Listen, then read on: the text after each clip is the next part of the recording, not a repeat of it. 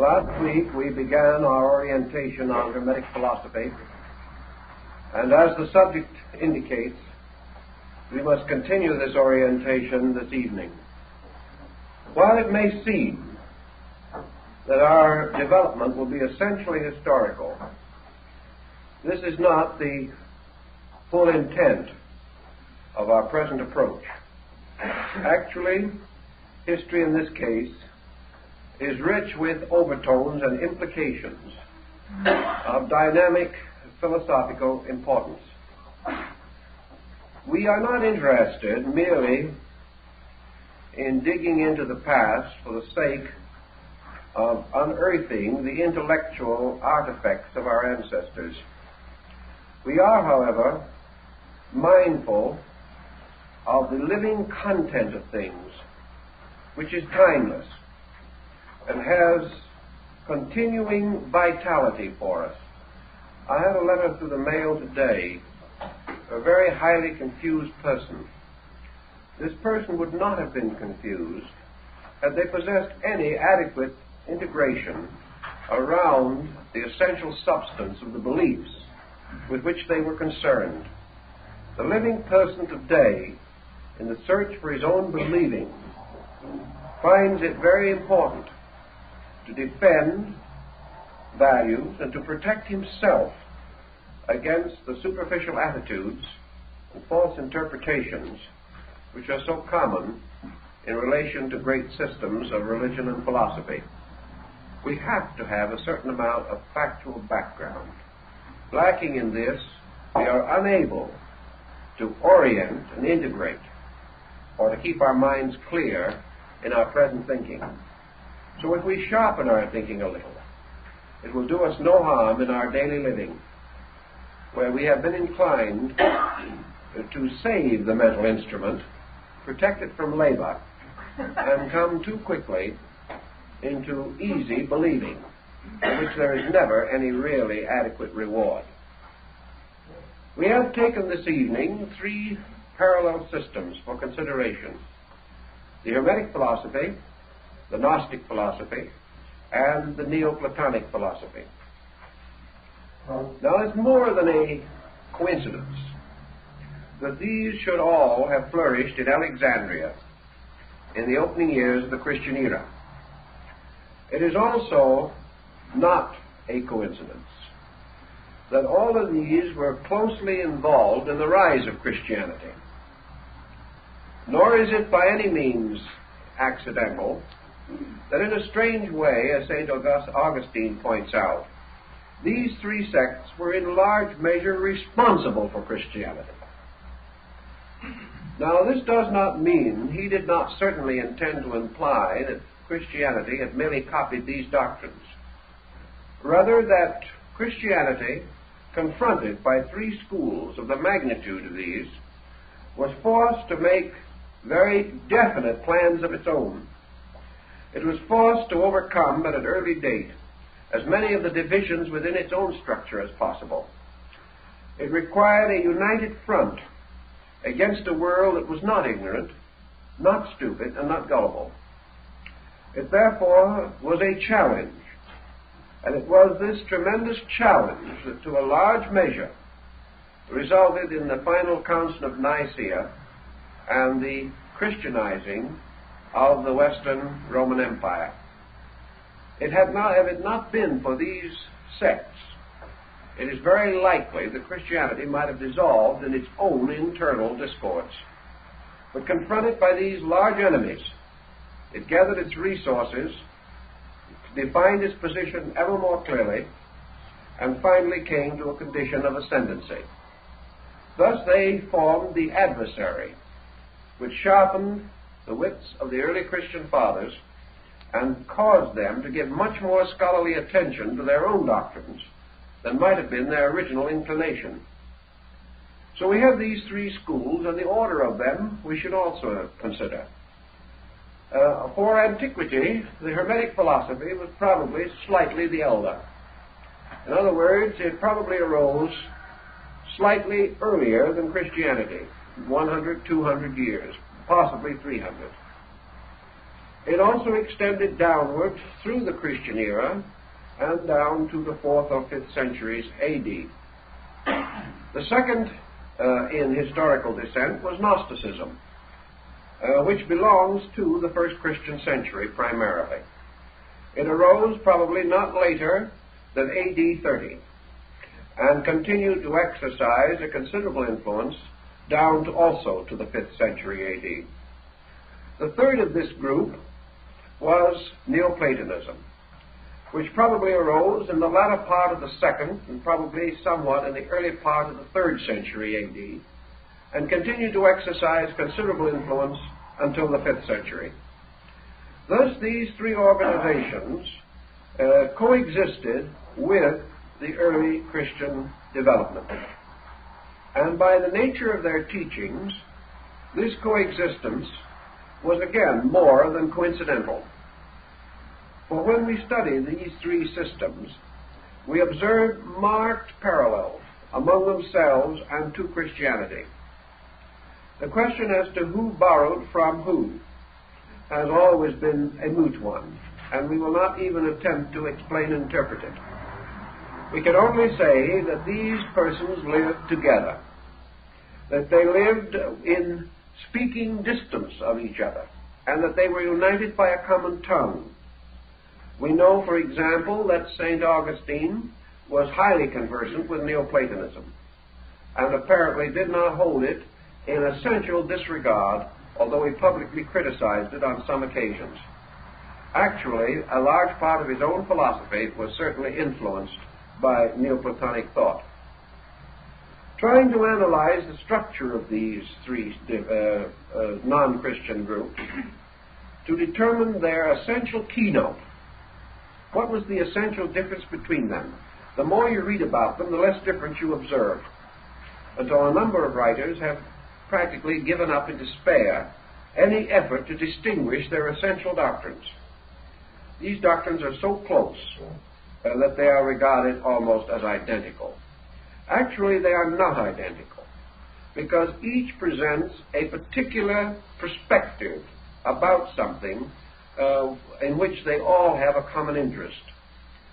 The principal foundation of the Hermetic arts must be regarded as scientific. Hermetism, or Hermetic philosophy, was a science. And as it developed strongly along scientific lines until in the Middle Ages, Hermetic philosophy became the synonym of chemistry. It was based upon a series of exact procedures. It was mathematical, and it made very little use of factors beyond the comprehension of the average person, although it did have certain abstract teachings. These abstract teachings, like Buddhism and Confucianism, were rooted in natural phenomena. They were rooted in familiar things, in common everyday occurrences. In this, the Hermetic school borrowed considerably from the Egyptian. For while the Egyptian had a very deep mysticism, his mysticism was always clothed in the familiar forms of natural phenomena. His after-world state, or after-death state, for example, the Elysian fields. This paradise was very similar to the Delta of the Nile. In fact, there was very little difference. Here, the celestial blessed did not rest forever, but had their proper cattle and plowed their fields just as they did on earth. The only thing is that the difference between the terrestrial Nile and the celestial Nile was essentially that the celestial Nile never failed, whereas the terrestrial Nile sometimes did not rise appropriately, and there could be famines in the land. But the heavenly streams, sustained and protected by the gods, meant forever that there would be prosperity in the blessed world, and that everyone would have enough to eat, everyone would enjoy the advantages of good living. Now, there's no doubt that the Egyptian priests and philosophers went beyond this point, but it is also an evident part of the daily religion of the people. And Hermetic philosophy has a relation to this. It also went far beyond materialism, but it never went beyond the concept of a universal law. It never transcended the idea that divine procedures were mathematical, that cause and effect were inevitable, that the progress of the human being came through the mastery of certain sciences, and that, of course, the science of sciences was that of life itself. Therefore, Hermetic philosophy emphasized life as an exact science, a science of human generation and regeneration, a science of human perfection. And the Hermetists believed and affirmed that the keys to this science, like the advanced formulas of mathematics, were reserved to certain persons who had advanced themselves in these subjects and had become entitled to receive the great instruction. Thus, everything moved forward on a very orderly procedure. The Hermetic school was a kind of university in which the students advanced from grade to grade according to their abilities. This was a strong point in favor of the school, but also the secret of its ultimate dissolution. The average human being, having reached mature years, does not want to go to school. He does not want a way of life that is dominated by a procedure of constant learning. He feels when he has reached a certain degree of intelligence that he should go out and enjoy himself. Therefore, the Hermetic science was essentially restricted to those of scientific instinct, not necessarily of scientific attainment, but individuals who like to approach life as an exact problem, a mystery to be solved by the instruments of science.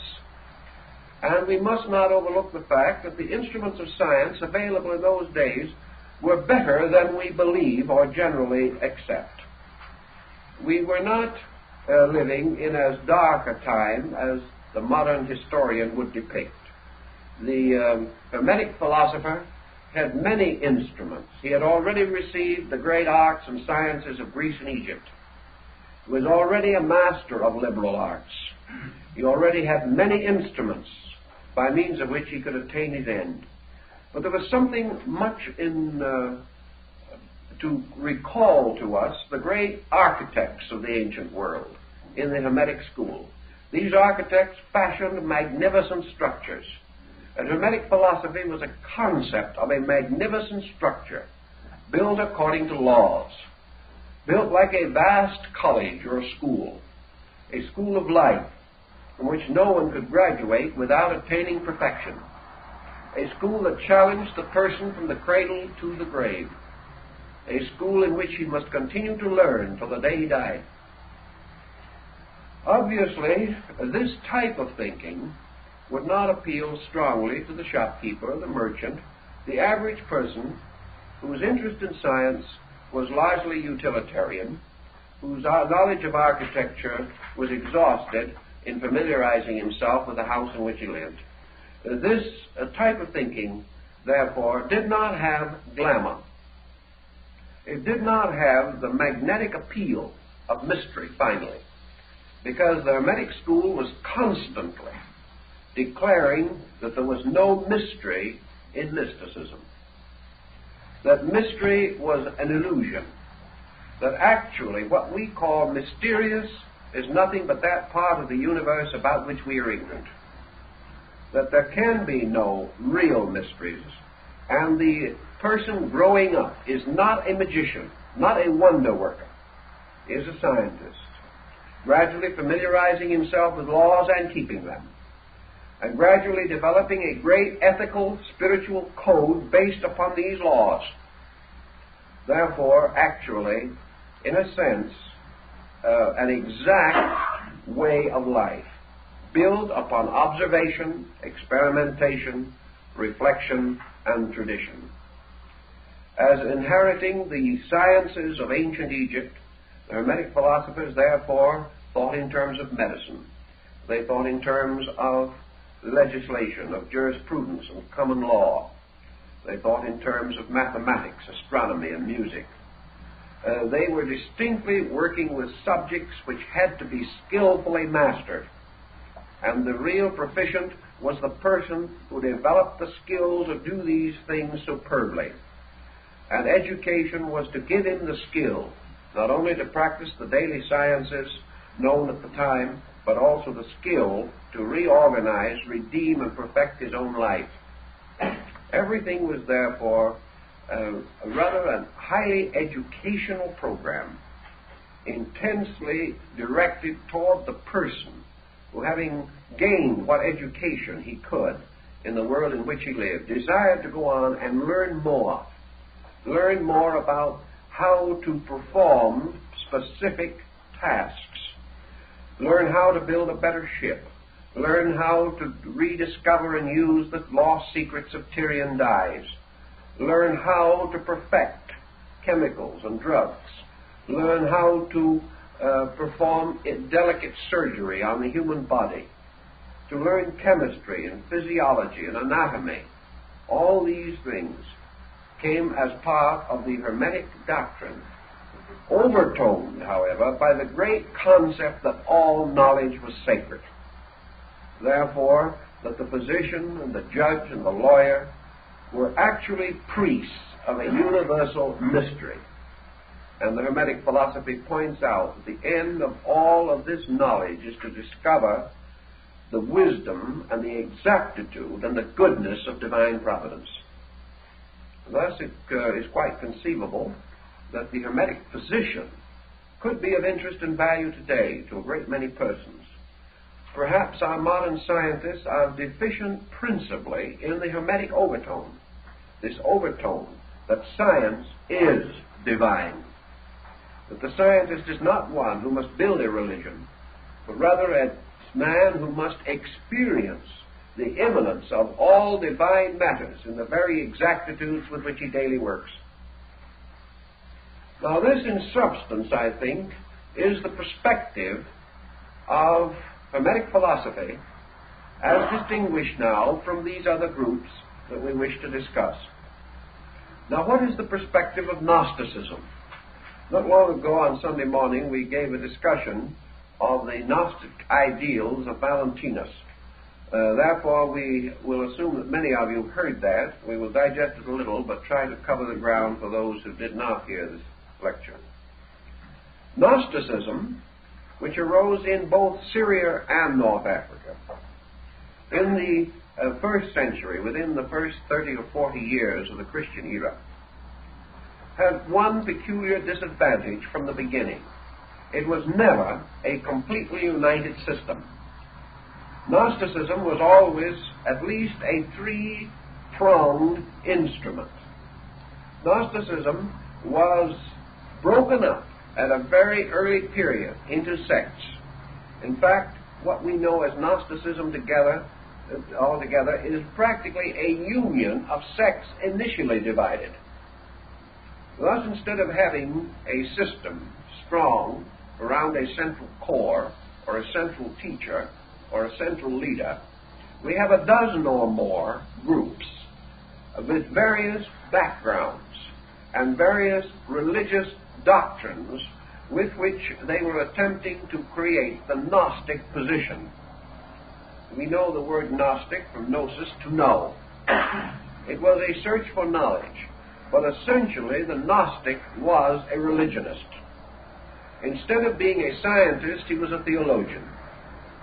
He was attempting the same principle that dominated the Hermetic philosopher, but he was working upon an entirely different concept, namely that through the extensive interpretation of, clarification of, the theological and religious structure of the time, he would find the true, actual, eternal, and universal faith. That he would come into possession of the true religion, the one religion. Early in his experience, therefore, by the very diversity of his background, the Gnostic began to be a student of comparative religion. He began to think not of one faith alone, but of many faiths.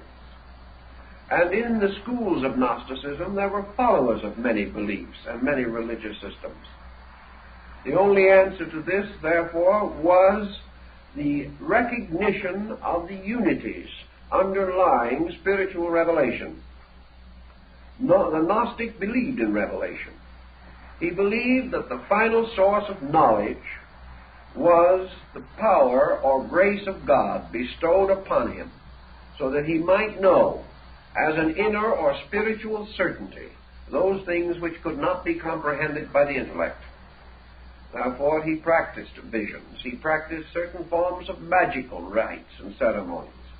He invoked deities, and he sought to gain the intercession of divine powers and the advancement of his material state, or the continuance of his spiritual growth. The three great schools of Gnosticism that have descended to us, the Syrian under Simon Magus, the Egyptian under Basilides, and the other Egyptian school under Valentinus, constitute only three of probably nearly a dozen branches. These represented again, however, a very peculiar level of thinking. If the ancient was not inclined to be scientific in a large way, he was not also inclined to be theological in a large way as the Gnostic understood the term. For example, the average Roman, the average Alexandrian, the average Egyptian or person of the area certainly could not discourse learnedly on comparative religion. Western man could hardly do it until the last few centuries. It was not common for the believer in those days to have any interest in beliefs other than his own. As we mentioned last week, the state religions, the various gods ruling areas and provinces, formed the background of the theologies of local groups. They seldom went beyond these. And had it not been for Rome, probably the whole concept of comparative religion would have been greatly delayed. But the Roman Empire, by conquest and colonization, forced this study upon the dawning mind of European man. Gnosticism, we will say then, was represented by little groups, probably 100 little groups, divided into 8 or 10 schools. These little groups consisted of a teacher, something like an Oriental yogin or master of the Vedanta system, a saintly person.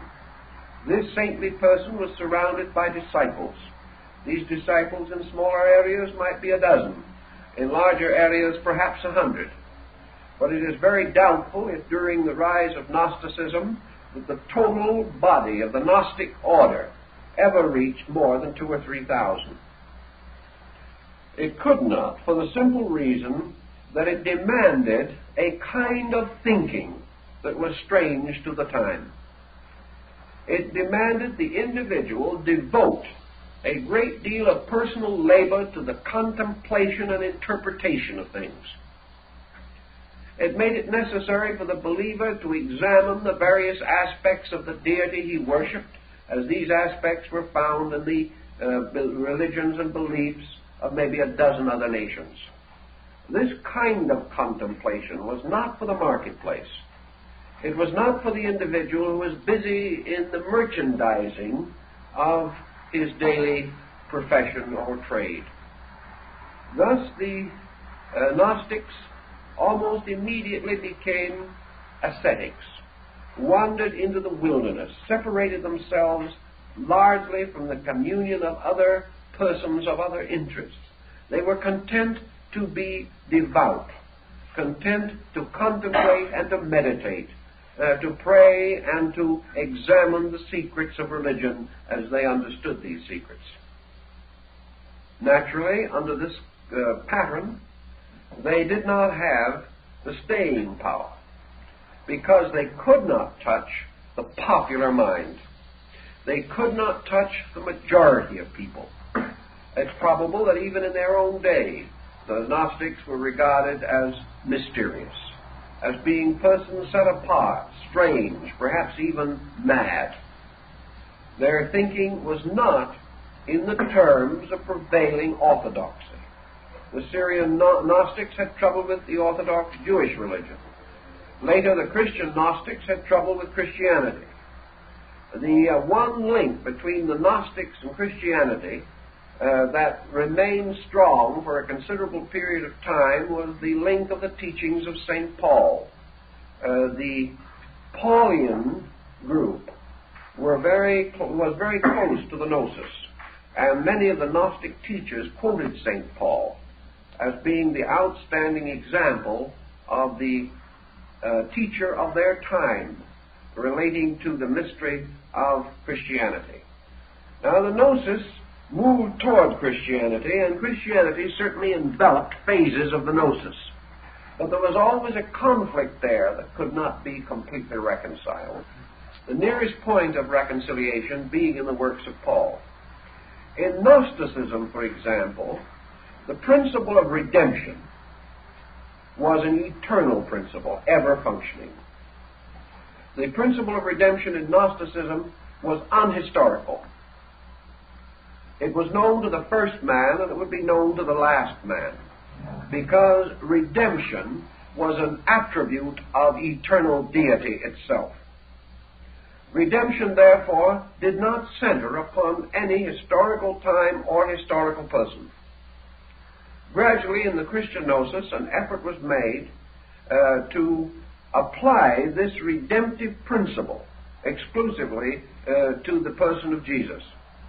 The Gnostics made a valiant attempt at this, but when you look in perspective over 18 or 1900 years, the patchwork, the tragic difficulties which their philosophy or religion passed through in this effort to combine itself with another doctrine, these difficulties become increasingly apparent.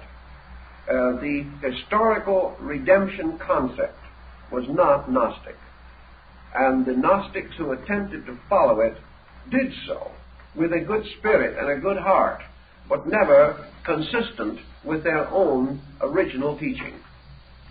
Thus, Gnosticism was a religion seeking a universal experience of God. It was a little bit in the feeling of the teachings of Akhenaton. It was this sudden bursting forth of the realization that there was only one God, and that this one God was the God of the friend and the enemy, the God of races and nations, and had an existence beyond all attributes, all terms, and all names that could be bestowed upon this divine principle. Immediately, the Gnostic deity begins to emerge, and we are in the presence of a universal, eternal, unchangeable principle of mystery. Mystery, however, which is penetrated primarily through religion. A mystery which is approached by utter humility and complete devotion, seeking always that mysterious hour which no man knoweth, the hour when the grace of God shall richly descend upon the individual. Now, Gnosticism, having created a perfect God, or having conceived one, found itself upon the horns of a dilemma, because from this perfect God it must explain an imperfect universe. It must proceed to develop the idea of how this God could produce less than itself, how this deity, forever wise, forever good, forever beautiful, could be responsible for the confusion which existed even in Alexandria in the first century. Because, after all, man's confusion, like his living, has been eternal. In order to explain this mystery, Gnosticism assumed or expounded what is called emanationism. This emanationism is of Platonic origin, but its relation to Plato gradually vanished as a factor in thinking. And this emanationism is to the effect that as this resplendent and magnificent divine power, perfect and effulgent in all its parts, is the radiant core, source, and heart of things, its radiance extending outward forms a kind of halo or nimbus. And this first brilliant nimbus surrounding the mysterious, unknowable core of things, the Gnostics called nous, or mind. They declared, therefore, that mind was the revelation of that which was beyond the mind and above mind, and that the creative works of the world were accomplished by a mind suspended from a consciousness, that this mind was subservient to that consciousness, and that this mind ultimately returned to that consciousness, either in the form of the individual mind or in the collective universal mind. Then this effulgency, continuing to radiate outward, like the streamers of the corona of the sun, gradually radiated further and further into darkness. And as it radiated, it became weaker and more diffused, until these emanations of light became less and less powerful, and were ultimately absorbed, dissolved, or eaten up by the darkness of space. Therefore, imperfection constitutes that part of existence or creation in which the rays of the central consciousness are not strong enough to control or to blaze through and reveal themselves. And the absolute circumference of existence is matter. And matter is that part of life in which the light has been absorbed until it is no longer obvious or apparent. The Gnostics, being essentially dualists, then affirmed that what we call matter is essentially the principle of evil. That evil is this darkness. Evil is the victory of space over spirit. This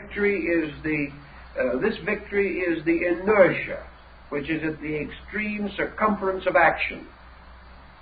It is not a central inertia, but a circumference inertia, in which, as Plato points out, if you stand close to the light of the candle, you can read the book. But if you are 20 feet from the light of the candle, you can no longer read the book, because the light is not strong enough. In the same way, if we stand close to the nous, or the source of light, we can read the book of life. But if we are far removed from it, the light is not strong enough, and we cannot read. And the minds and bodies of men, having dissolved and absorbed this light into themselves, it is no longer available for immediate purpose of illumination. In this dark circumference, then, the spirits of negation had their abode. And in Gnosticism, it is only fair to point out that they did not actually believe in a principle of evil. They believed, however, in the existence of beings in whom darkness dominated, therefore in whom light was not sufficient, and what we call the bad person, or the demonic person, is the one whose light is so obscured that he can no longer live by it. Thus, the Gnostics had a very handy and convenient framework upon which to develop a very complicated system of analogies. They were able to prove that the impoverishment of light is the cause of darkness. They were able to demonstrate to their own satisfaction, therefore, that materialism is simply the impoverishment of light. That wherever a thing is not light, it is because it has absorbed light, and the light is not strong enough to break through it. Under the Gnostic system, therefore, the great purpose of life was to release the light, was that the individual, through a decision or determination of his own mind, must choose to free the light in himself. He must dedicate himself to such work, such labors, and such processes as would so purify and redeem his nature that the light could be released. Thus, all growth was a release of the divine life from within things. This concept was also derived from Plato, but the Gnostics developed it into their very complicated eonology, in which they conceived of man gradually, by various disciplines, refining himself, choosing to separate himself from darkness, choosing to overcome the ignorance, which was the opacity of himself, so that the light within him could shine through, and that he could release the imprisoned light, so that this light could return to the source of light, the divine aeons from which it came. In order to achieve this, according to the Gnostics, the presence of nous, or the divine mind, the firstborn of the eternal, gave the discrimination, gave the insight, gave the aspiration and the rationalization necessary to liberate man by an action of his own will. By means of mind, man is therefore forever at the gate of liberation. The Gnostic, however, was not optimistic enough to overlook the fact that mind could also be a destroying power.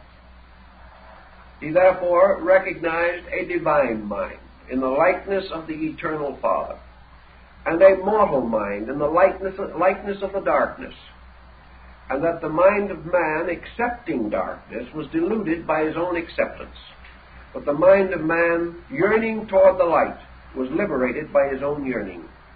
Beneath this process, the mind was an instrument, but the primary end was a spiritual release, the restoration of a true spiritual state, and mind was therefore sacrificed to the liberation of pure consciousness by a voluntary purpose. And the achievement of this purification actually represented a series of Gnostic baptisms. The individual was required to practice the highest form of religious conviction from the earliest time of his association with the order until through renunciation,